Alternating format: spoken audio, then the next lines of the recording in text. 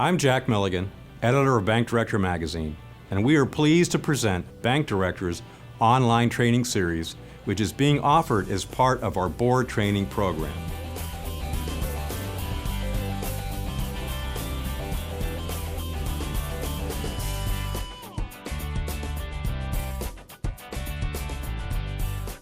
The qualities of an effective director are sound judgment, personal integrity, intellectual curiosity, independence, and the ability to work well with others.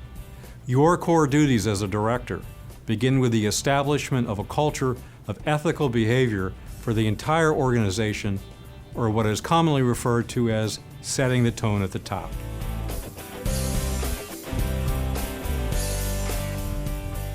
It is possible to be a high-performing bank while also conforming to all federal regulatory requirements. The regulators expect every bank board and every individual director to be fully informed about the condition of their bank and to be the bank's first line of defense. Bank regulation is a dynamic process that changes over time, which is why you need to stay abreast of developments in the industry and evolving regulatory priorities. Over time, consumer protection will become as important a regulatory imperative as safety and soundness.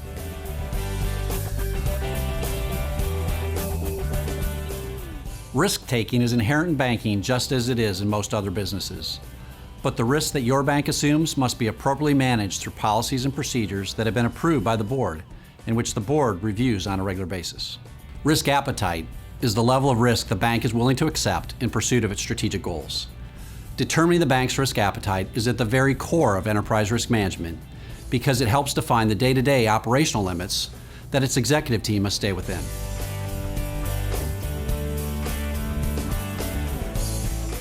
The Audit Committee must have a thorough understanding of all the bank's businesses, risks, and internal control processes, and a deep appreciation for the external forces and pressures that have an impact on the industry, including new legislation, the regulatory environment, and the local and national economies. The 7 deadly sins that many audit committees commit are haste, rigidity, naivete, hubris, stubbornness, assumption, and complacency.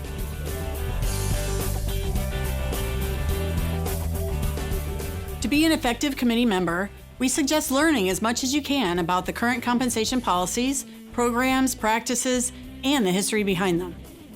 Committee members must understand all of the bank's compensation programs and ensure that the structure and administration of the programs do not motivate risky behavior.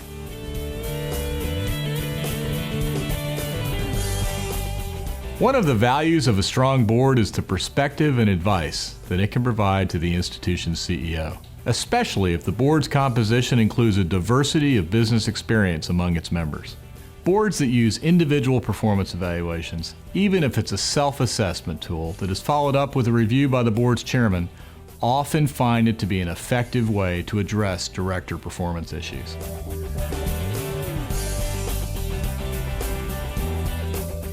If a bank pursues growth through acquisitions, there should be alignment between the board and management, and the company's strategic plan should reflect the objectives of the acquisition process in terms of scale, business model and cultural fit, product alignment, and operational implications.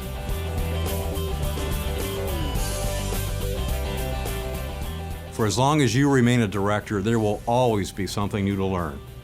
But with a strong foundation that the training series will provide, we believe that you will be fully prepared for the exciting challenges that lie ahead.